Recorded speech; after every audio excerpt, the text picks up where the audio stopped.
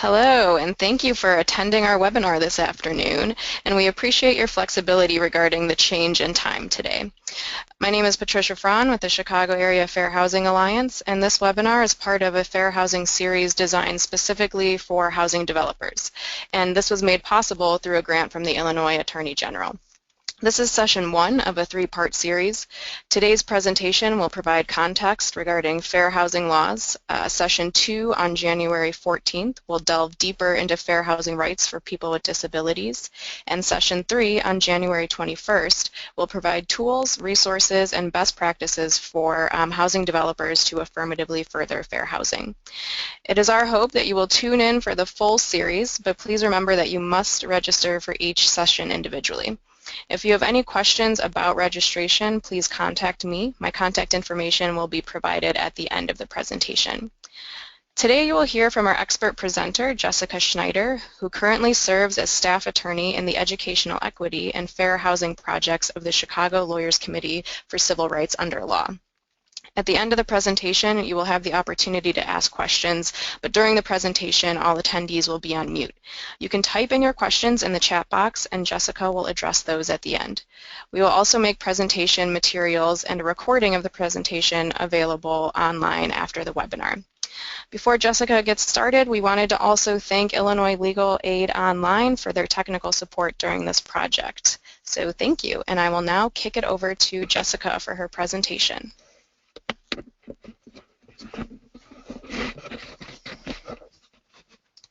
Thank you, Patricia, and thanks again, everyone, for joining us today. I'm excited to share some information about what I think is a really important topic, and I do highly encourage everyone, if possible, to attend the next 2 webinars in this series that will delve deeper into some of the topics we're just going to do a snapshot on today, or if you can't make it, to check them out once they are posted on the website. It is very important for housing developers and those that work with them to be aware of fair housing laws and to be able to identify possible discrimination. The developers and the staff associated with them play an important role in eliminating discrimination. As Patricia said, my name is Jessica Schneider. I'm a staff attorney at the Chicago Lawyers Committee for Civil Rights. I work in the Fair Housing Project, mainly doing fair housing enforcement and also doing education, outreach.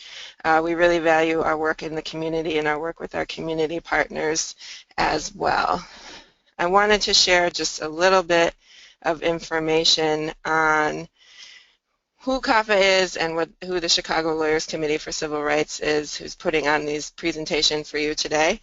The Chicago Lawyers Committee is a member of CAFHA, of the Chicago Area Fair Housing Alliance, and CAFHA is a consortium of fair housing and advocacy organizations, but also government agencies, community-based organizations, municipalities, planning entities, developers, basically all the actors that are committed to the value of fair housing, diversity, and integration. And so by working together, we believe we can do a much better job of promoting fair housing and desegregation, and also working on ways to improve the region.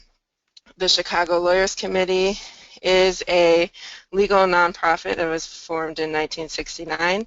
We are a public interest consortium of Chicago law firms and also staff that provide pro bono legal services in significant civil rights cases. We address issues of poverty and discrimination in many ways, including through litigation, advocacy, and outreach. And our Fair Housing Project specifically, we work to eliminate housing discrimination and harmful segregation, basically throughout the Chicagoland region. And we are excited to partner with CAFHA in order to bring you some information and other things that are important to you and are important to the community as we work together to eliminate housing discrimination. I have a couple polls that we would like to do to kind of get a feel for who you are and what our audience is. And so Dennis from Illinois Legal Aid Online is going to help me with launching the first of those polls.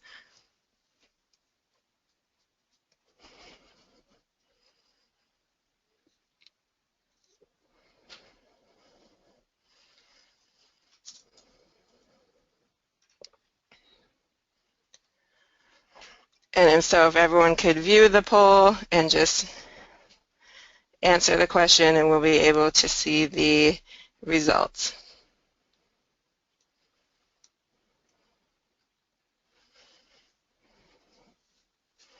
All right, looks like almost everyone voted, so just another 30 seconds.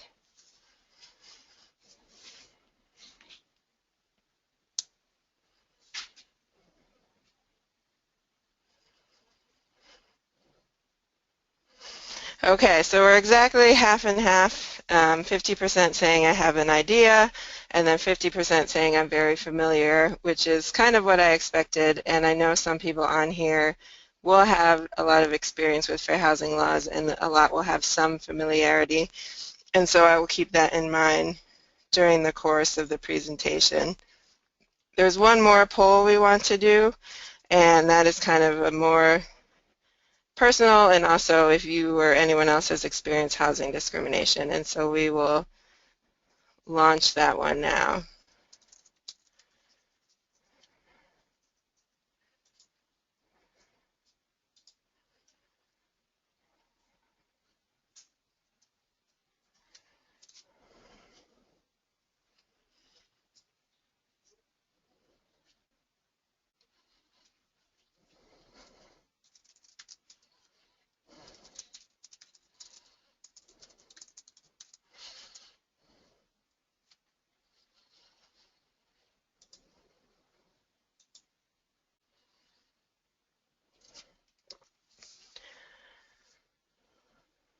All right, just a few more seconds.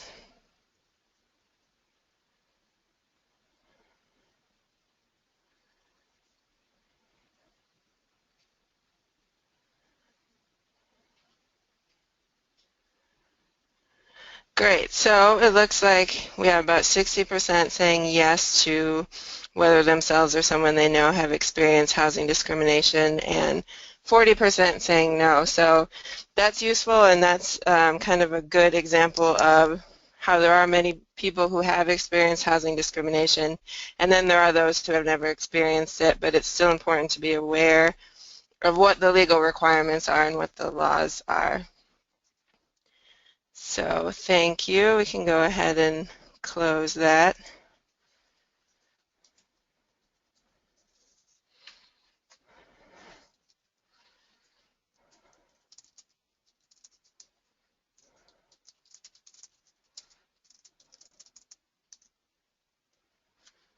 Let's see.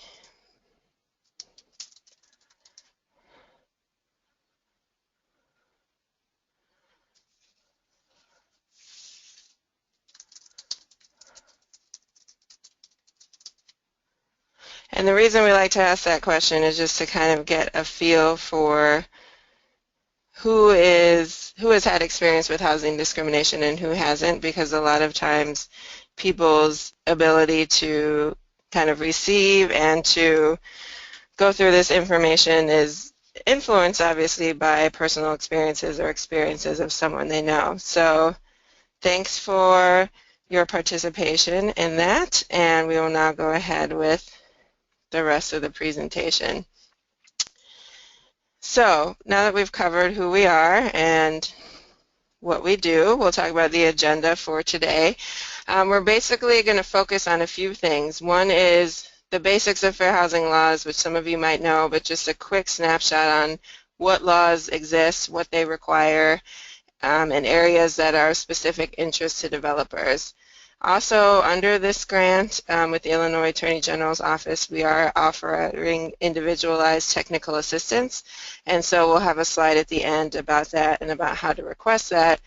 Obviously, we can't delve in depth on every single issue today, but we're happy to continue the conversation with you. This information is meant to provide a snapshot of fair housing laws. It's not intended to cover everything that you need to know or every possible scenario, so just a little disclaimer there. So first I would like to give a little bit of background on fair housing and what discrimination is, what fair housing laws exist, and what specific acts are prohibited by fair housing laws. And what you kind of need to look out for when you're looking for all the different things that are prohibited under fair housing laws. We're also going to talk a little bit about why they are needed, what are the conditions that led to the development of fair housing laws, and what are the issues that come up when we're looking at them, and some of the repeating issues as well. So what is fair housing? A lot of people have heard of fair housing, a lot of people have an idea of what housing discrimination is, but what is the actual right that we are referring to? And this is from the Illinois Department of Human Rights, and I think it's a good definition of what we're talking about when we're talking about fair housing. Basically, the right for everyone to be able to live where they want to live. There are some people who will never encounter this, and there are some people who will encounter it often. But what most everyone can understand is that housing is one of the most basic needs that people have. And if you're in the business of providing that to people, then you know that you're providing this very important right. Fair housing includes not just access to housing and in being able to access housing in whatever area you choose, but also once you have that housing to be able to enjoy the full use of your home. And that's without any sort of unlawful discrimination, interference, coercion, threats, or intimidation by owners, landlords, real estate agents, and also any other persons is actually what is under the Fair Housing Act. And so it's a very broad act. It applies to a lot of actors. And so it might not just be traditionally what you think of as a landlord, but also things like maintenance staff, neighbors, other people that have roles in the building, or who maybe encounter you while you're using your home. So why do we need fair housing? I'm sure many of you could answer that question, but looking at the Chicago region specifically, it is one of the most segregated in the nation. A story just came out that we have really been anywhere from number 1 to number 3, and it also depends if you're considering major metropolitan areas or smaller ones. I believe we just came out as number 3 in a recent study, but it's not really a distinction that we're happy to have. So as you look at the map, you can see that the different dots signify different racial groups. So we have blue for African American, the pinkish is white, the orange is Hispanic, and the green is Asian. And as you can see, they're clustered in very identifiable groups throughout not just the metropolitan area, although that is where it's most pronounced, but also in the surrounding counties, you don't see as many blue dots and other colors either. So this map was developed by CAFHA, and it's part of a regional assessment that was done of fair housing, which is very important. And it compared demographic census data from the 7-county region from 1980 to 2010. Now this map, as you can see, is from 2010, but I can tell you, unfortunately, it doesn't look really that much different at all from the map of 1980. And the patterns of racial segregation haven't changed much at all over time. So despite the growing racial and ethnic diversity, which we would say has changed from 1980 to 2010, we haven't had a change in the segregation. And the most isolated populations, it's important to note, are the white and black population when you look sort of at who is living where. So out of the whole 7-county region, 1 out of 10 white residents are living in a municipality that is over 90% white, even though the white population is only 58% of the total regional population. And approximately 1 out of 12 black residents live in a municipality that is over 90% black, when black residents make up only 16% of the regional population. And so in this way, you can see how people are segregated by living in areas where only people of their same race are. This can lead to all kinds of unfortunate consequences, but this level of segregation is really holding us back because people who live in one area of the city have vastly different experiences for those in predominantly white communities, and place-based opportunities are very important. That is, the opportunities that are based on where people live and what they have been exposed to, but also where developers and other people choose to invest resources. And so we've seen these ramifications all over the Midwest. We've seen it in Ferguson, we've seen it in Chicago, we've seen it in Milwaukee, and we need to think of a way to kind of combat this segregation, because now that we've had the Fair Housing Act for many years, we still haven't been able to change some of these effects. Why is segregation an issue? Besides the fact that generally it is a good idea and good for cross-cultural competency to be exposed to different populations, there are other impacts of segregation as well that we list here. Things like higher unemployment, inadequate transportation, diminished social capital. School segregation is tied very closely to housing segregation, because the idea of your neighborhood school is that you go to school where you live and with the people that live around you.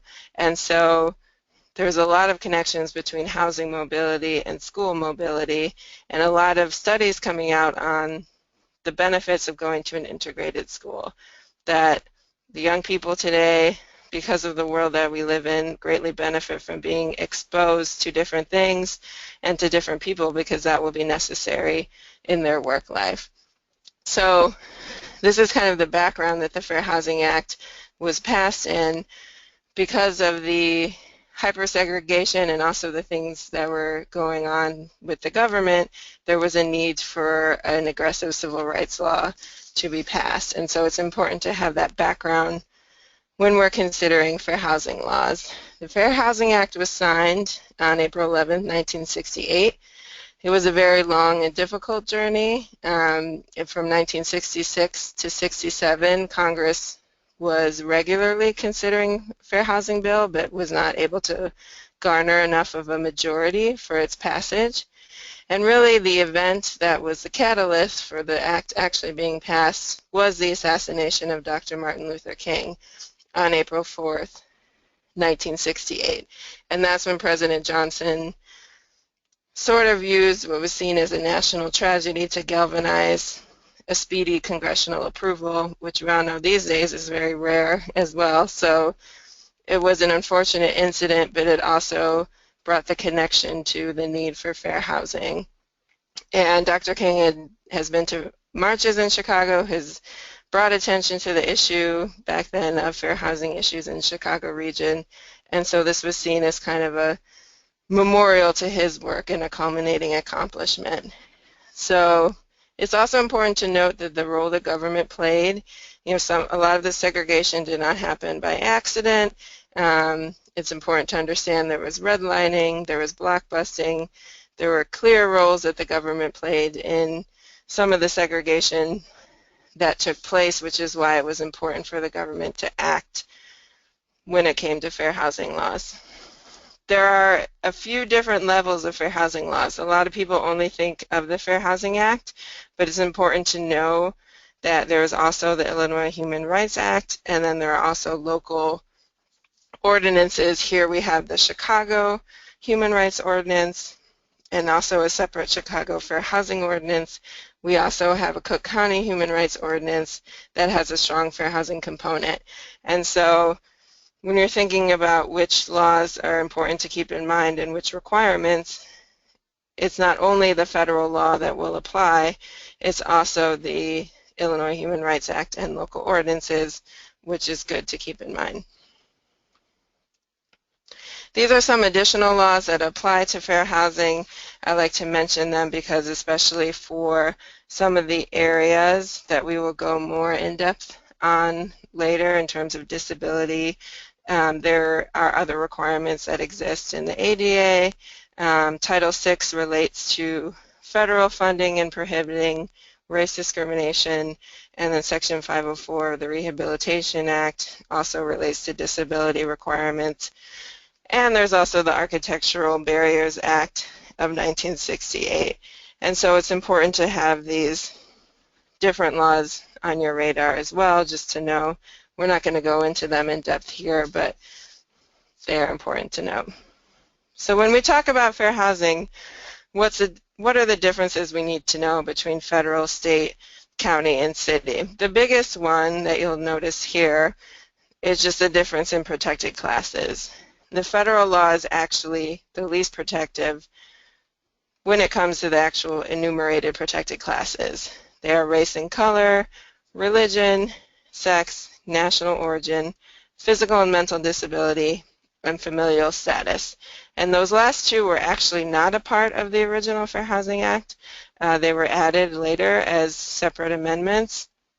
And there's a really important story, too, behind the struggle and the campaign to add disability as a protected class, which many were surprised was not included originally. And so that's a separate civil rights story that is also good to be educated about. But when you move to the state level, there's a lot of additional classes. There's sexual orientation, age, military discharge status, and something specific to Illinois, which is order of protection status, which was new in 2010, so not as new now, but that is a protection for people who have an order of protection, and it shouldn't be a reason for denying people housing because of concerns with that order of protection. The biggest thing to note when we come to county and city is the addition of source of income protections. And what most people think of when it comes to source of income are housing choice vouchers, formerly known as Section 8, which is why we identify it that way sometimes. And these vouchers are intended to aid people who are entering the private housing market. As many of you may know, a lot of the public housing has been torn down or reclassified in the greater Chicago area, and the idea with vouchers was to allow people another way to enter into quality and affordable housing. There is a lot of disagreement over whether that plan is working and has given people the access that they had before, but the issue that we tend to focus on is source of income discrimination. And so in the city and in the county as of 2013, which was an important campaign to add to the protections of the county ordinance, you cannot refuse to rent to someone just because they have a voucher. And so though source of income includes other sources of income, other public assistance, the most common violation we see is with housing choice vouchers and even advertising and other violations that are trying to preclude people from renting. And so it's important for everyone to be aware. Many people, many landlords, many property managers don't know it's a violation, and so we're continually working on education about who voucher holders are and why it's a violation for them not to be able to access the housing. And for the deadlines, it's not too important for you to remember, but just know in general that some deadlines are very short if someone wants to file a complaint. It's 180 days for both the administrative agencies at the county and city level, and so that's short, and a lot of people might not be able to file within that amount of time. You have 1 year to file with HUD or the Illinois Department of Human Rights, and 2 years to file in court. The Fair Housing Act does create a private right of action to file in court as well, and so you have a lot of options, and it can be confusing, and it's good to know that there are a lot of different places to file when you are are faced with a fair housing violation, or if you are defending a fair housing violation. So what is actually outlawed under fair housing laws? And this is pretty consistent across the board. There are a few variations in the state and local laws, but for the most part, refusing to rent is what's most commonly comes to mind when someone is otherwise qualified. Using different terms and conditions. We've had people complain about terms and conditions of loans, terms and conditions of a seller who wants them to put more money aside, who might treat another group differently when it comes to the closing costs, things like that. Misrepresentation is an important one, saying something is not available, but then to someone who's not of that protected class, saying it is available. And steering, when we're thinking about what neighborhoods people are in, what buildings, landlords that might own multiple buildings, where are they steering people? Are they suggesting you might be more comfortable in this neighborhood, they have more people like you that you will be friendly with, or families with children, oh, this is a quiet building, you might be more comfortable in this building. That's an important violation. It can also take place within a building. Some might be familiar with a lot of these large high-rises that have different requirements for different floors, different rental amounts, and when you are told you should live on floor 4 or 5 and not floor 29, what is the reason you're being told that? It's also outlawed to harass, intimidate, threaten, or interfere with people. This often takes the form of if someone files a complaint, all of a sudden their landlord is harassing them or retaliating against them. We've had harassment complaints from neighbors, from other staff in the building because of someone's sexual orientation, for example, or their race or national origin. So these are all things that are covered under the Act and are important to keep in mind when we're talking about what's actually outlawed. Some things that are also important to keep in mind when we're talking about disability, and this will be covered more in depth in the disability webinar as well, but reasonable accommodations and modifications. There are a lot of property managers, a lot of staff, and others, such as leasing agents, that don't understand the requirements for an accommodation or a modification, and so it's important that all property managers that might be involved in any project that are hired know about these requirements. Basically, a reasonable accommodation is a change to some sort of policy, practice, or rule. A common one that comes up is someone who has a service animal or an emotional support animal to help with a mental disability in a building that doesn't allow pets. And this is not to say that automatically you need to allow that person to have that animal, but there needs to be a process and there needs to be a reason why you can't make that accommodation. What we advise most respondents in our cases to do is develop a policy. So that way you have something in writing and you can show that you are going with your policy. That's usually what we require when we find a violation, or when an agency or court, I should say, finds a violation. And so it's important to remember that if you have a policy, you can show you are following your policy. If you have a form that says this is the information we need to know, why do you need this accommodation, that's fine. You can ask for some documentation. That's fine as well. But it's important to have that in place, and that way it won't be an issue when it comes up. Modifications are actual physical changes that are necessary for the daily life of a person with disabilities. And so these can be physical changes such as doorways, sink height. There are obviously a lot of requirements for newer construction that are different in terms of what is required for design and construction, but this is for a unit that's older or something else that needs to be done maybe beyond the requirements. These are at the expense almost always of the renter. There are some funds available for renters to access, but you wouldn't be expected to provide the expense of that.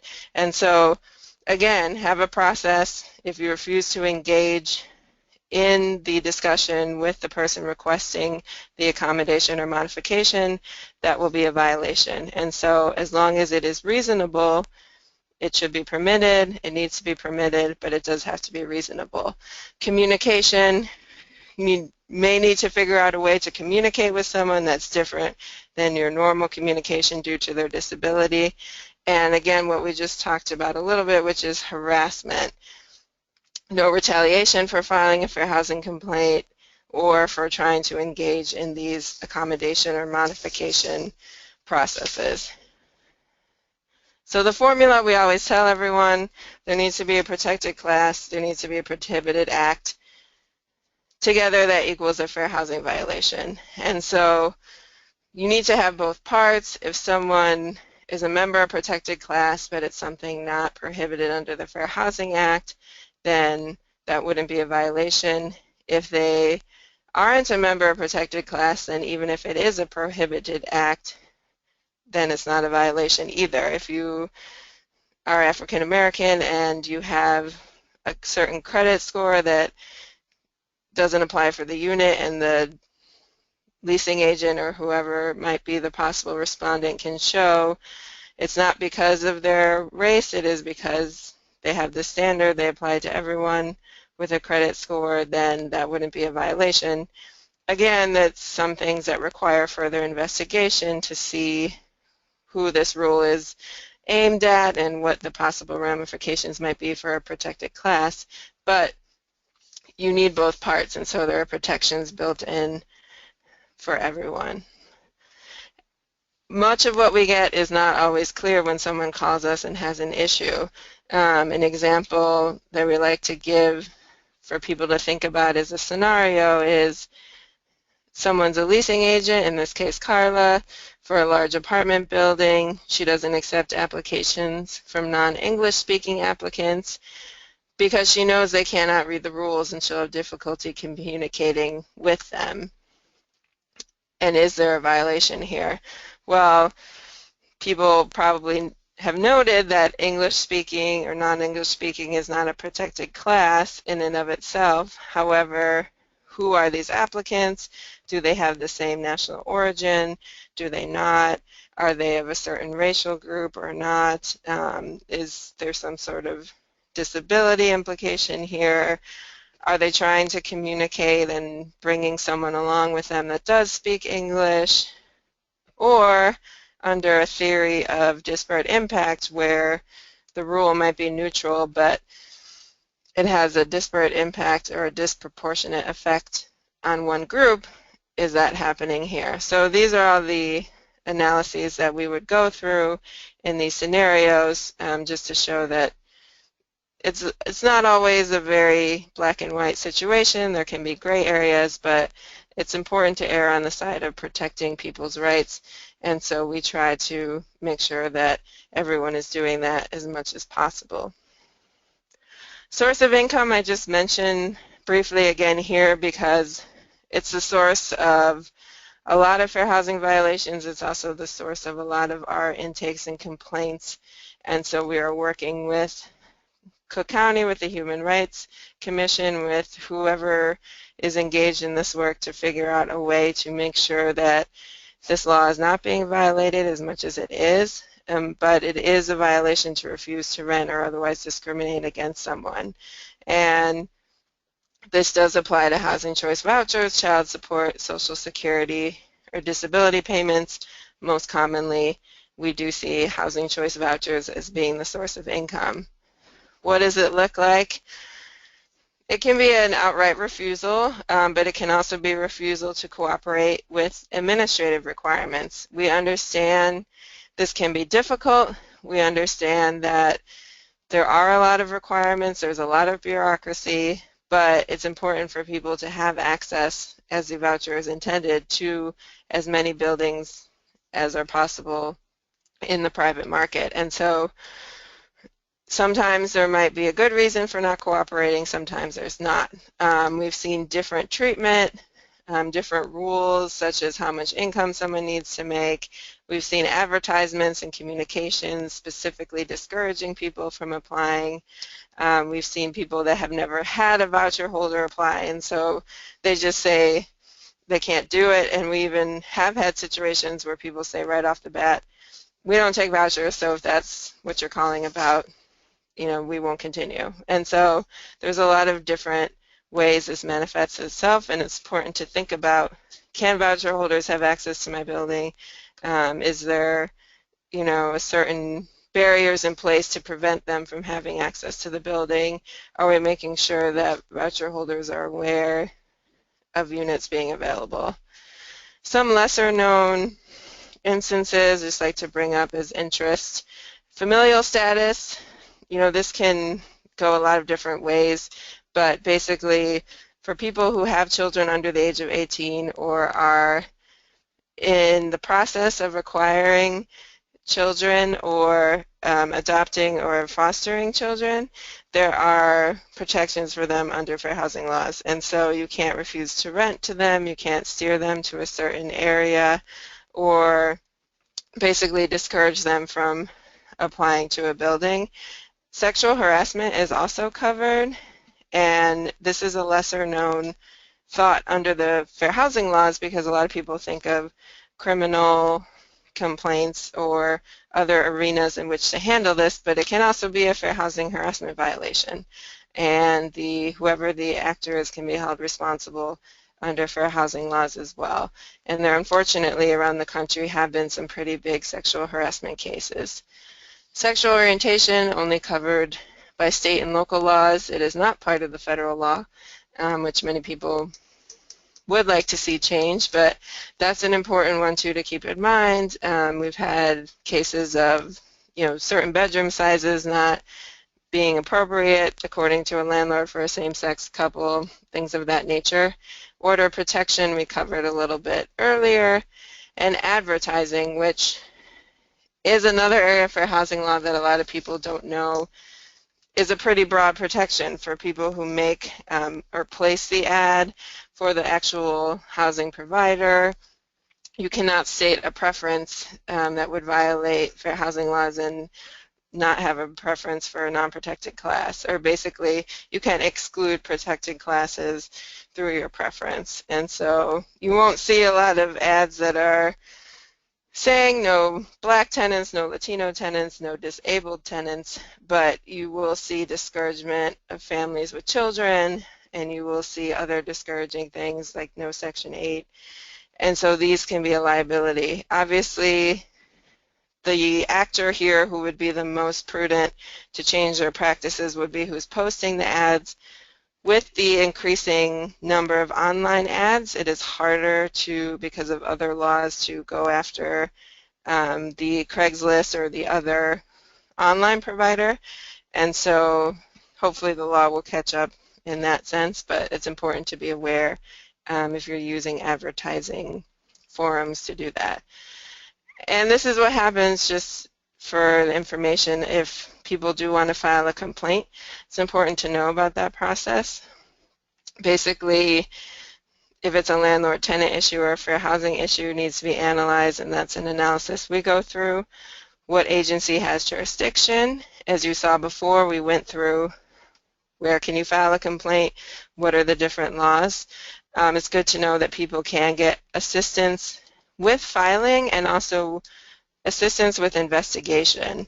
And not every instance of discrimination should rise to the level of a complaint if it wasn't actual discrimination, but a lot of times it's hard to figure out, and there are fair housing enforcement agencies who are here to help with investigation, to help figure out what evidence exists. You can contact agencies directly as well, and we encourage those who work with tenants, those who are housing providers, and even developers to know the information for HUD, the Illinois Department of Human Rights, and the local commissions. And after filing, there's an investigation. Obviously, if this is a larger complaint about design and construction or something more in-depth, that can take a longer investigation. But also there can be shorter ones if it's a very simple issue. The agency, if you don't file in court, is who investigates, and mediation is almost always attempted. Settlement is encouraged in order to help the parties move forward in a quicker way. There are damages available, and a lot of times there is specific relief available as well in the form of an injunction or trying to make a practice happen, a unit become available, etc. These are the fair housing enforcement agencies that I just referenced. There happen to be many in the Chicago area and in the kind of the greater region, and we're available specifically, there are agencies available under this grant to provide technical assistance, but there's also others who are available for people who think they have complaints and for other education and outreach and training as well. So I encourage you to reach out to Patricia at CAFHA as kind of a central resource for all these fair housing enforcement agencies and other agencies in case people have questions. So in talking about developers specifically, some of the areas we want to flag that are important because of fair housing laws that will be, again, discussed in more depth later, but are important to keep in mind. One is advertising, which we talked about. Who are the intended tenants? How are they being solicited? And are there other areas that are, maybe outside of the normal scope of who would live in that area and who the demographics are that make up that area that are being solicited? How is the property being advertised? Who has access to those outlets where it's being advertised? Are there any preferences that are there to exclude a protected class? Affirmative marketing is a very important area that will be covered in more detail in the third webinar, but it's important to consider how the development's being marketed and advertised, and if there is some sort of exclusion, even if inadvertent. So thinking about the impact of the advertising practices, thinking about those with limited ability to access an application, but also just who lives in the area. A lot of developers and a lot of the traditionally the properties developed with tax credits and other sources of financing available tend to perpetuate the same segregation and the same patterns because they're developed in the same area and marketed to the same population. And so to turn this issue around and think of it in a new creative way, since we have not dismantled the intense segregation, is to think about who the intended tenants are and how much is being marketed to certain groups. There are other areas that are usually flagged when it comes to developments. Familial status, there is definitely in newer developments a shortage of 3-bedroom units. Most new developments now are, studios, 1 and 2 bedrooms. There are families that have the need for a larger unit, and so that can be difficult to find. We have had clients who are living in affordable housing but have a family of 6 trying to cram into a 2-bedroom unit, and that can be a very stressful condition for them and for everyone else around them. And so there are, a lot of technicalities and layers of financing in terms of getting more points or more incentives for larger units. Obviously, we're not going to go into all those here, but it's important to think about, am I perpetuating this problem? Disability, again, the second webinar will go into some of the important disability areas in depth, but are the units accessible? There are a lot of design and construction requirements. fairhousingfirst.org is a good resource for kind of all of the disability-related requirements, but are the units usable? How are applications required? Do in-person applications affect people with disabilities? Do you have those policies in place once property managers are in place for reasonable accommodations and modifications?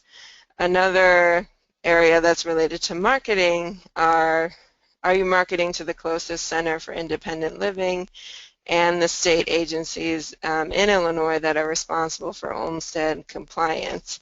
And Olmstead, which was a Supreme Court decision, is a ruling that requires states to eliminate unnecessary segregation of persons with disabilities and ensure that those people receive services in the most integrated setting appropriate to their needs.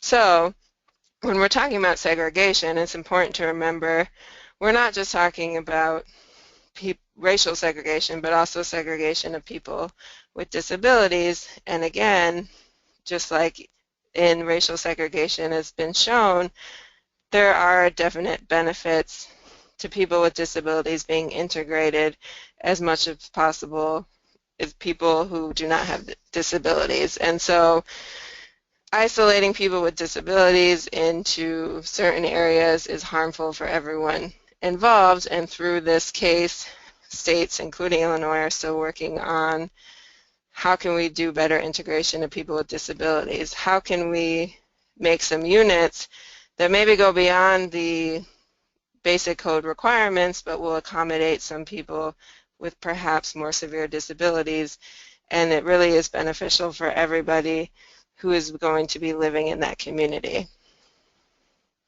Engaging the community is important. Obviously, there is a lot to be said for engaging the community in which you are developing, talking about, there can be very contentious issues, and we know, and it can be difficult to engage people all the time on all the issues and all the things they might have problems with, but it's very important, and it's important under the affirmatively furthering fair housing requirement, and that's something I'll talk about a little bit more in a minute, and also will be talked about again. But now we really are, and HUD is really trying to strengthen this requirement in order to make it mean something. And so how are we engaging the community when we're thinking about development?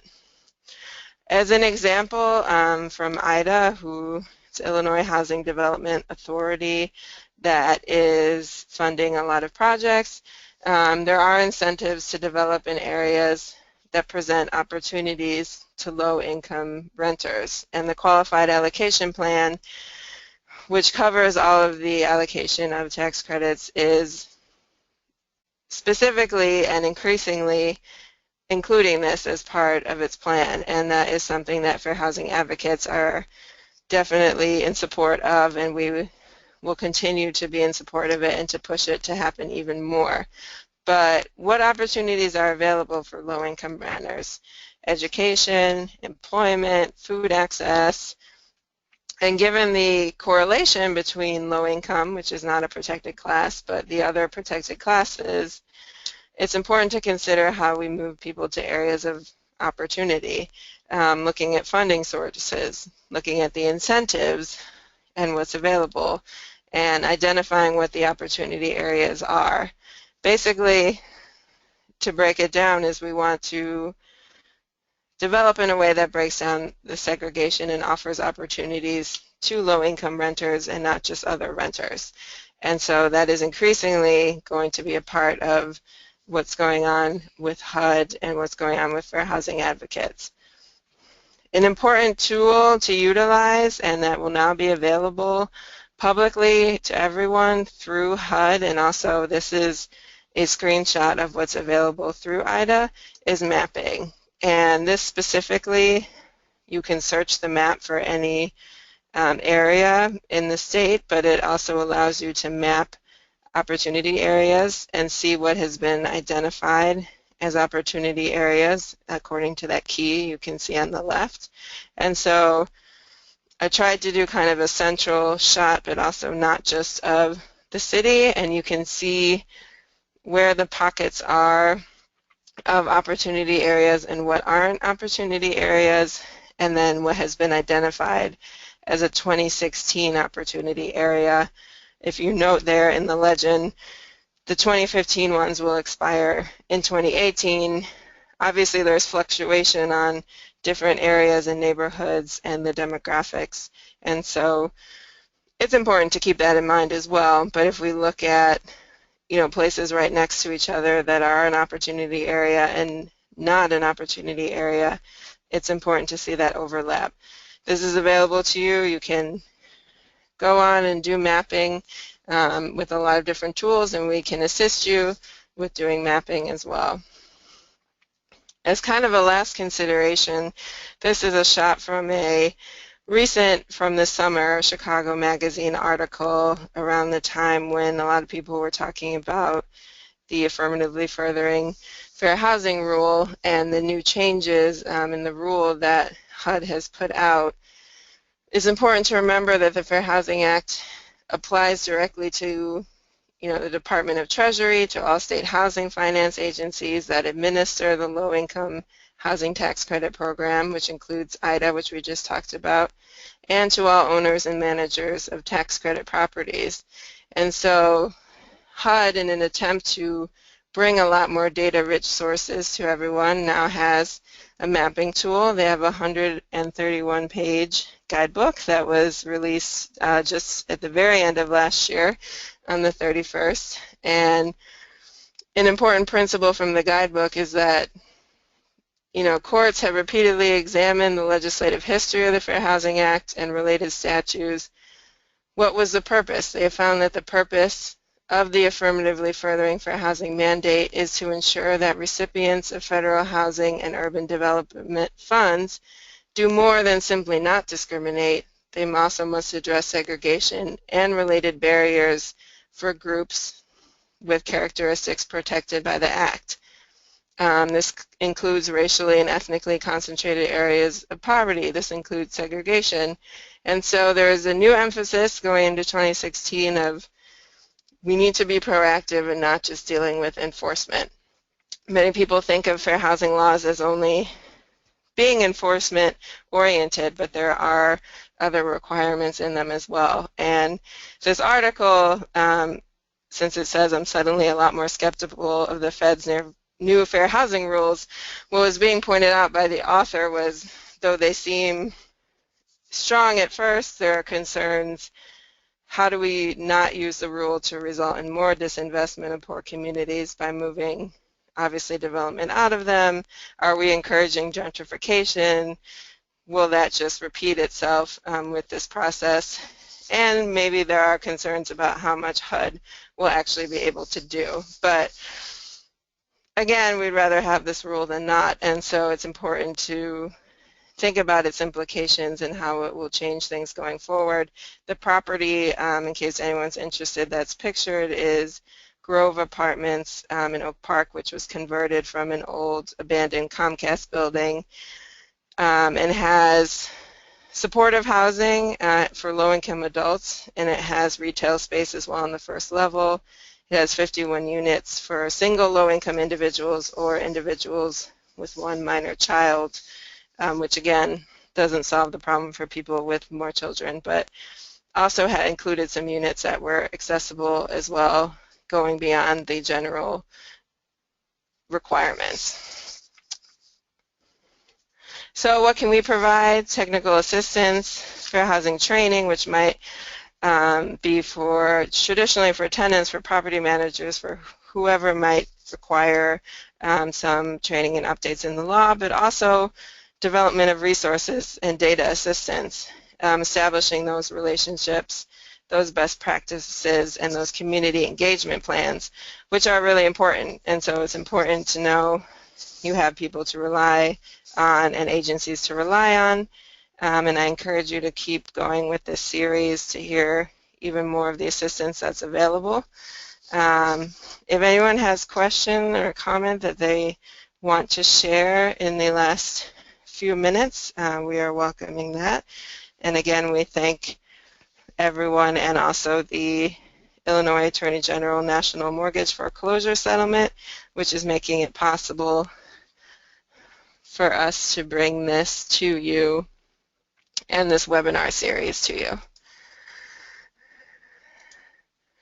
So I'm going to go ahead.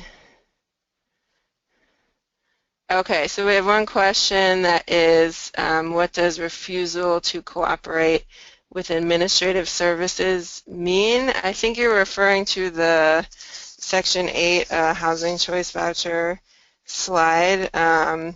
Basically, that means that even though a provider might not be specifically refusing to rent to people with vouchers, they are refusing to cooperate with the requirements.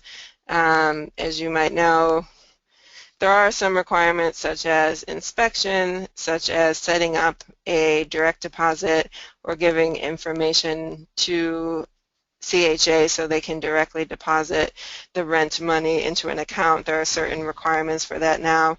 We've had issue with people not wanting to provide bank information or other information. So again, it's not a flat-out refusal, but at what point does that become a denial? We understand the bureaucracy, we understand there are issues that slow things down, but we also know that people need to have access to the housing.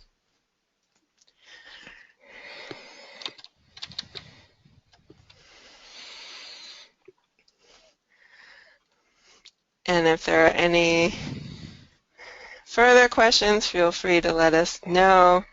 Otherwise, we will be wrapping up in a couple minutes.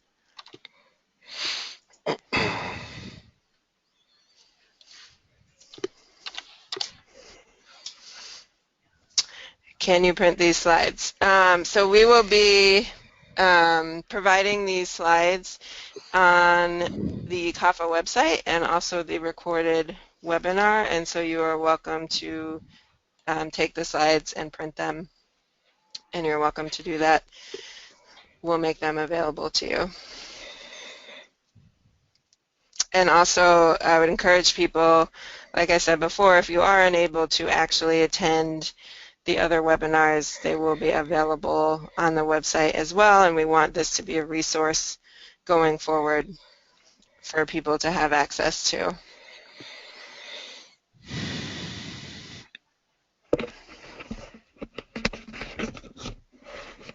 All right. Thank you, Jessica. That was an excellent presentation. And thank you all for attending today. Please remember to register for the next 2 upcoming webinars. We will post a recording from today on CAFHA's website and ask that you complete a short survey reviewing today's content. So please look out for an email from me. Thanks so much.